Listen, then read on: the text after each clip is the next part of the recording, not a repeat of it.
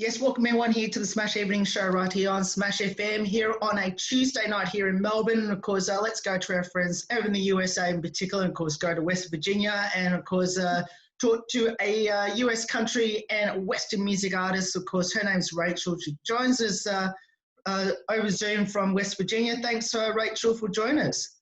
Yes, thank you so much for having me. It's so much fun. I've been looking forward to it. Obviously, it's been a pretty tough year for, I guess, especially in the music side of things. We've obviously not been able to go to perform music in front of people. I guess, how has that been for you during this last couple of months, not performing in front of your amazing fans? Yeah, it's been rough. I had so much planned for this year and so much that I was looking forward to, and then, kind of just get the rug swept out from under you. I'm sure everybody feels the same way. But yeah, so it's been kind of disappointing. Luckily, I had a release plan for my new single kind of right as this was all happening. So that gave me something to kind of still be hopeful for and have a little fun with. But yeah, it's starting to, hopefully things are starting to pick back up and picking up a few more things here and there. But yeah, I've been missing seeing everybody like crazy, and I've been just trying to connect with them through like Facebook Live and things like that.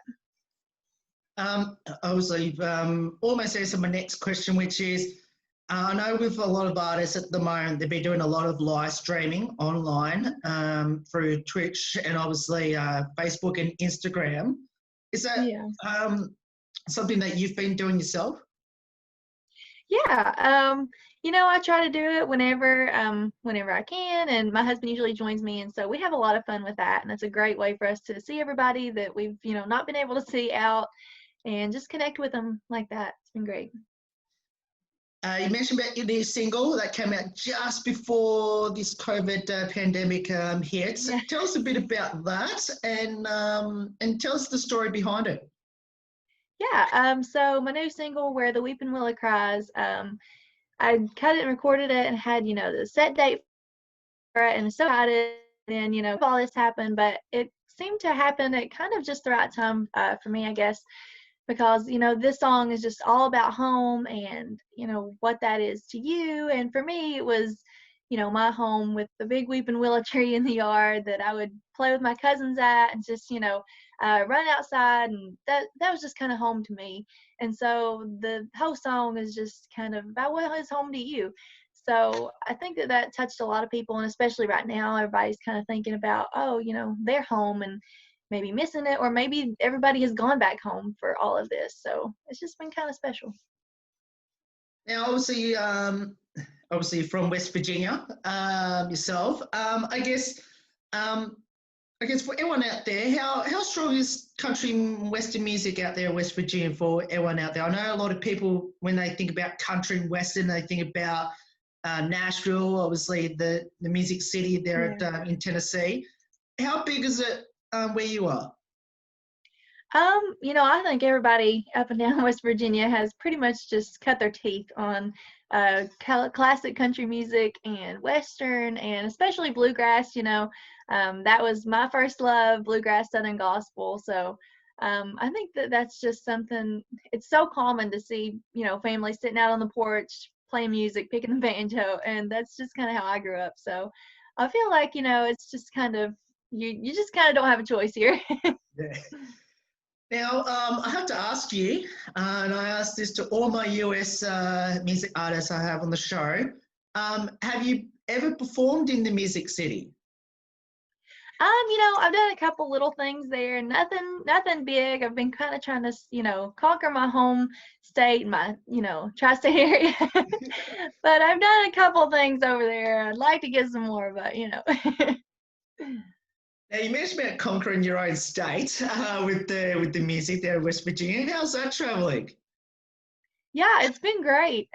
We've had so much fun with it, and I've got to see parts of West Virginia that probably wouldn't have, and also just a lot of other places. Up in Michigan, we've played there, and just some of the sweetest people, and Ohio, Kentucky, just kind of all over. And so it's been a lot of fun getting to see new places. Yeah. Is there now? Also, I have been to West Virginia myself. If I go over there, and obviously, hopefully, get to listen to some amazing music. Is there one location in West Virginia that we should go and have a look at? There's just all kinds of little venues, little places. I believe, I'm not sure if they're still open, but the Wheeling Jamboree. If you're in town, you got to go see it. I'm not really sure with all this COVID happening, what's going on there, but that's just kind of the hot spot for West Virginia. So you definitely got to try there. Now, of course, obviously with what's been happening, obviously there's a lot of things that you would love to do this year, which obviously you can't due to what's been happening, especially over there at the moment. Have you had a chance to sort of reassess your goals and sort of reset your goals, what you want to do once this is all over and done with?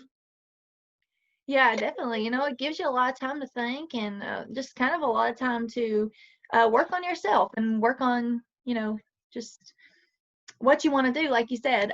So definitely, I'm obviously looking forward to some live shows. So as soon as they, I can't wait for that. But also, I've been writing a lot during this time, and so that's got me really excited for putting out some new music hopefully soon. Because I have so much I want to work on getting the studio with. So that's definitely exciting. Now, country and Western is your specialty genre of music. Do you prefer one over the other? I kind of think they go hand in hand. I just kind of, I don't know, it just depends on the song really. I love all the old, Patsy Montana, all that sort of stuff, but also, the Merle Haggard, Johnny Cash, Dolly Parton, Tammy Wynette, so it just kind of, I don't know, it don't really matter to me. Love it all. Now, I know, obviously with country music, obviously over in Nashville, so they have the Country Music Hall of Fame. Is that something you hopefully want to end up once you finish your music career? Obviously, I know it's really early on, so we're not saying it's over. But is that something you want to do once you're sort of done with music? Yeah, I think that is everybody's dream to get your big fringe dress hung up in the Country Music Hall of Fame. But I think that yeah, that would be amazing. Well, let's hope there's a lot more years coming Hopefully up so. before you get to that point.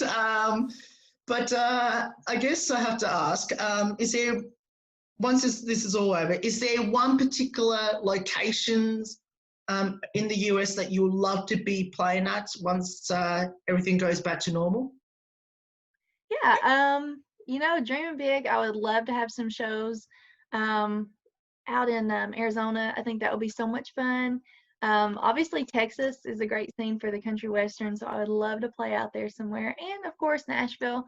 Just kind of hoping to broaden the horizons a little bit. Now, of course, got a message from you, one of your, obviously, one of our favourite listeners here that love country music and obviously want to know, are you thinking about performing down here in Australia? You know what? You tell me when and where, and I will be there. I would love that. And of course, obviously, I have to ask: have you been down here? And if you haven't, is there one place you love to perform if you haven't been down here yet?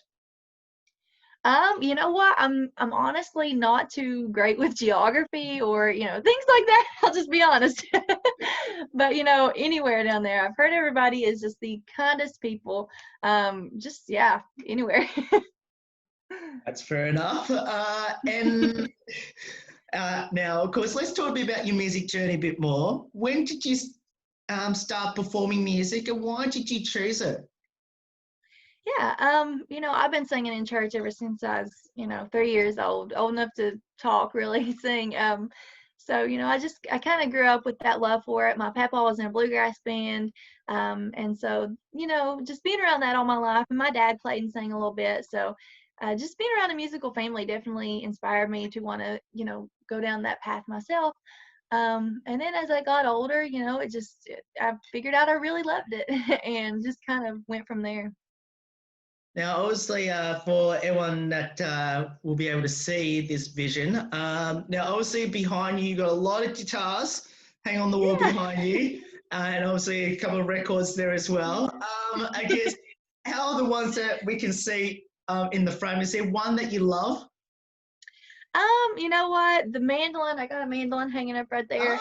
And that Oh, one is, that was kind of, I gotta say probably my first love. I'm not the greatest at it, but I just have always loved it. I'm a big fan of Sonia Isaacs, and she plays so amazing. So she kind of inspired me to get into that. And I got a fiddle hanging up here that I yes. never learned to play.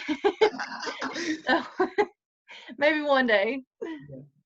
Now, you mentioned about Sonia Isaac just a moment ago. Have you ever met her? And if so, how special was that? I've been to their concerts. They're in, a family group and Southern gospel, so that's kind of what I grew up on. And so I did meet her when I was really little. I've got a picture of that, but Oh, I haven't since I've been kind of older. But I did get to do a show with her husband, Jimmy Geary, which writes some songs for some really big artists in Nashville, and he actually let me call her and talk to her. oh. So yes, that was I almost cried. It was so amazing. She is just pretty much the reason that I, became what I am because she's so inspiring. So I was freaking out. Now, just following up from that answer, how was the phone call like? And, were you a bit starstruck? Oh, absolutely. Yeah, I don't even remember what I said or whatever, but it happened. It was amazing. Now, what would be some highlights throughout your music journey? What have been some highlights? I gotta say the voice just in general, that was just that was unbelievable. Sometimes I'm like, I can't believe that actually happened. But just meeting Blake Shelton and then meeting Keith Urban and getting to work with them, it was just unbelievable. It was amazing. And of course, I have to ask, what does the music scene mean to you now? It has meant so much more over the years as I've kind of delved into it, and it's more of a lifestyle at this point and just a passion and a love rather than at first you pick up a guitar and you're just trying to learn how to play it and it's kind of frustrating and you're just like, well, if I could just you know what I mean you know so I feel like at this point it's just something I love to do. It's just a passion that I get to call work. Yeah. Now, I believe you won a Caulfield's Got Talent contest in 2015. Tell us a bit about that.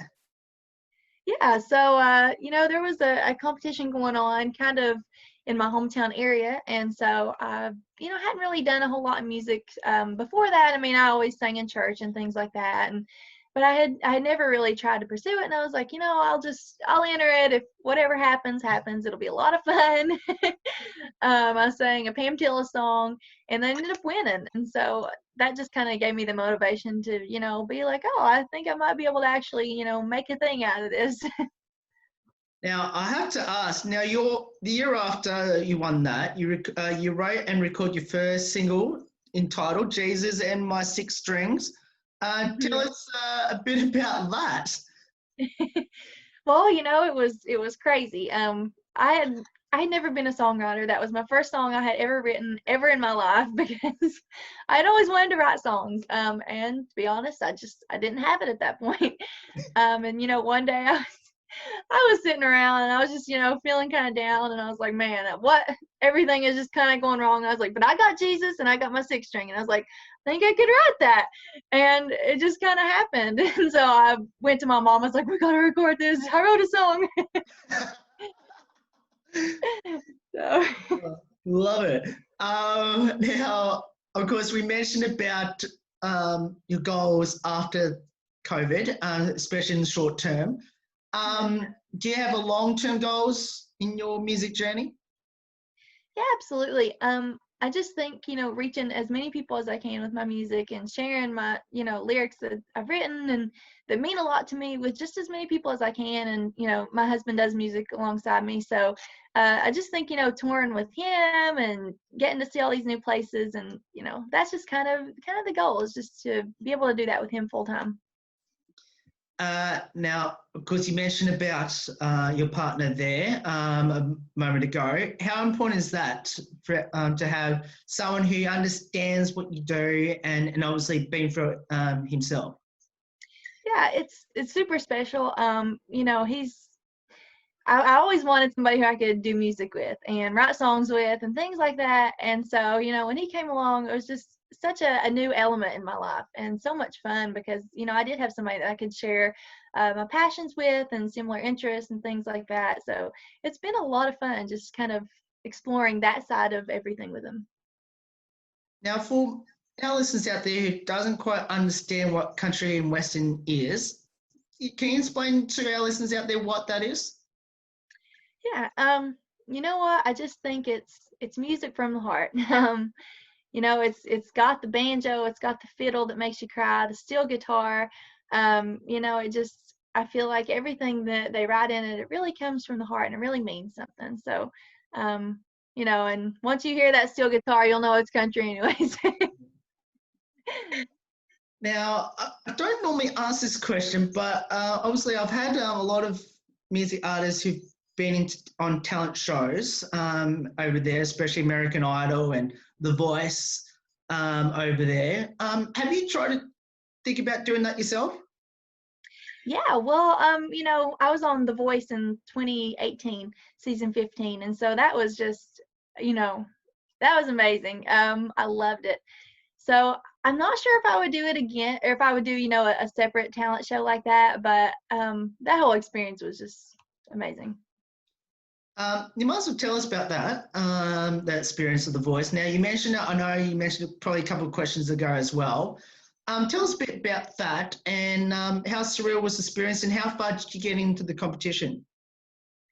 Yeah, it was so much fun, and luckily I got to audition with one of my favorite all-time songs ever, and that was Cowboy Sweetheart, which is a yodeling song. Sure. And so, yodeling is so much fun to me, and I love to do it. And whenever I, found out that was my song, I was so excited. Oh my gosh, what do I can just quit now. This is amazing. um, but so yeah, I picked Blake, and I got to work with him and Keith Urban for the battles, and then I got off after the battles, but it was just still so much fun. And do you still stay in touch with those two in particular? No, it was just kind of I guess if maybe I had been on down the line, but I did learn so much just from what short time I did have to work with them. They're just, yeah. And I guess following up on that question, I know that people that've been on American Idol in particular still keep in contact with the contestants on that. Have you kept contact with and the contestants that you met on The Voice? Yeah, for sure. I mean, I feel like the Voice family is so strong and everybody's so sweet and we all just, follow and support each other and especially my battle partner Katrina Kane.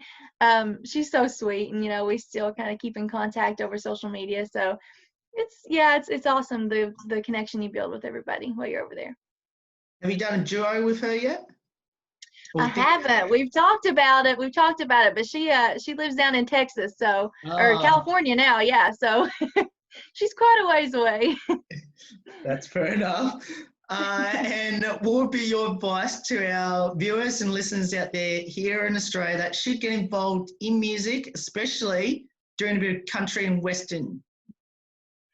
Yeah, I just gotta say, as cliche and cheesy as it is, you just kind of have to stay true to what you love and what you are. I've had some pretty high up people tell me, "Oh, that's too much steel guitar in that song," or "That's not going to make it."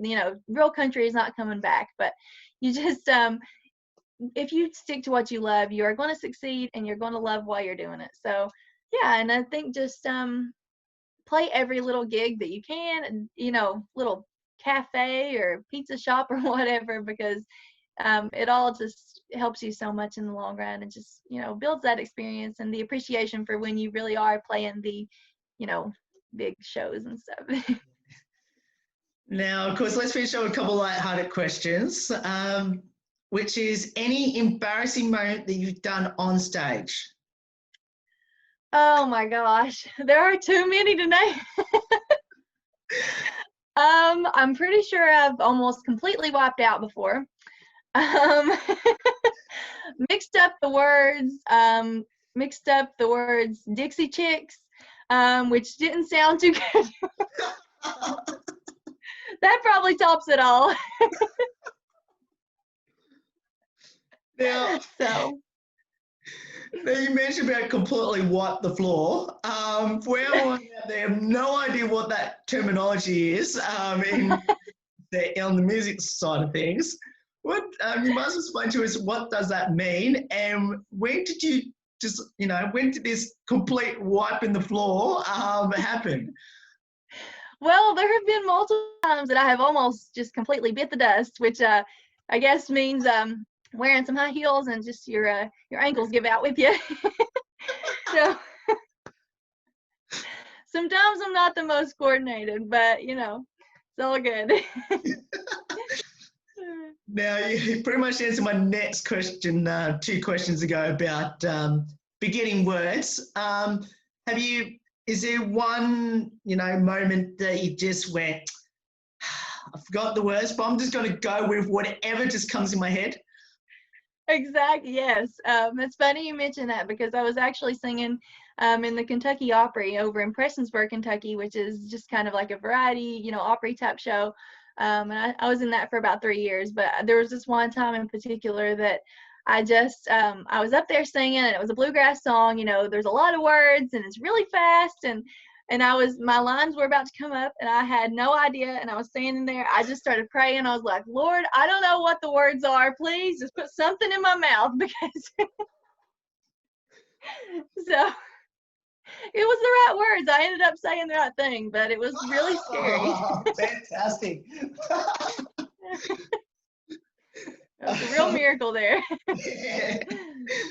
Can I say, was that recorded on camera, on video?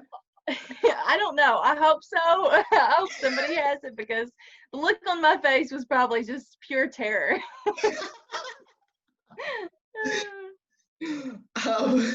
Now, I have to ask, obviously being around America, and especially the eastern side of America, in particular where all the music scene is, and you mentioned about the best venue that you've been to.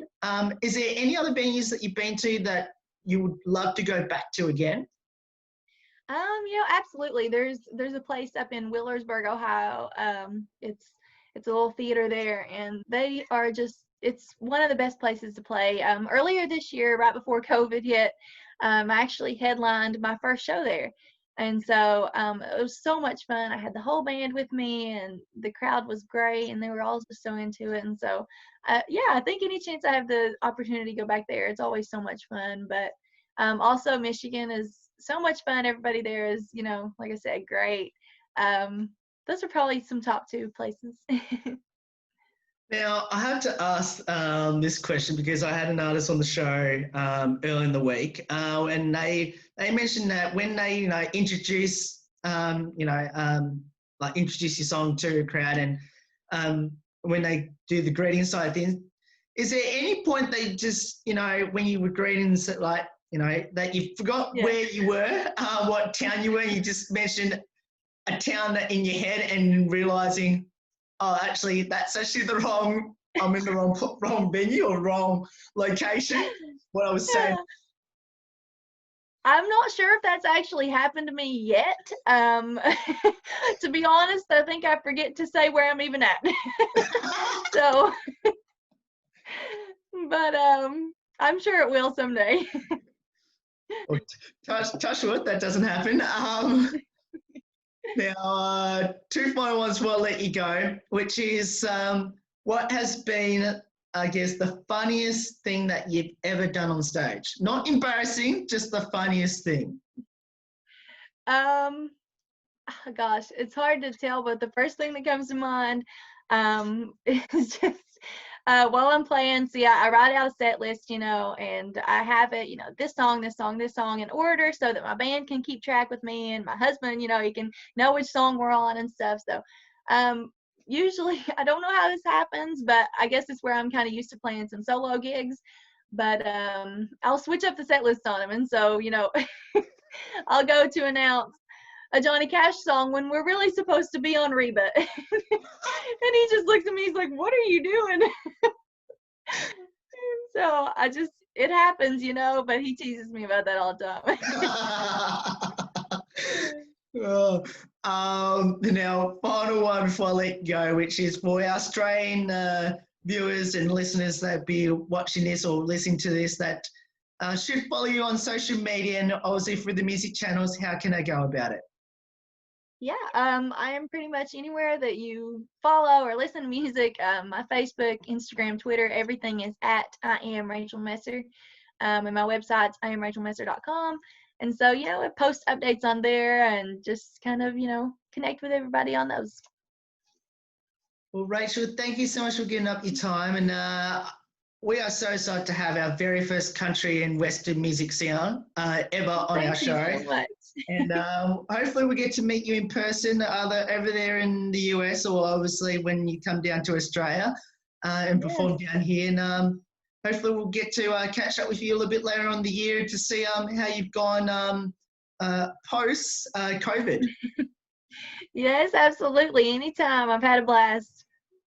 No worries. That's Rachel there. Of course, the US, of course, country and Western music artist there. Of course, as she mentioned, you can follow her on the course social media and also on the music channels, which we will promote that in the next day or so everyone can follow her on that. There's more on the Smash Evening Show right after this. Don't go away.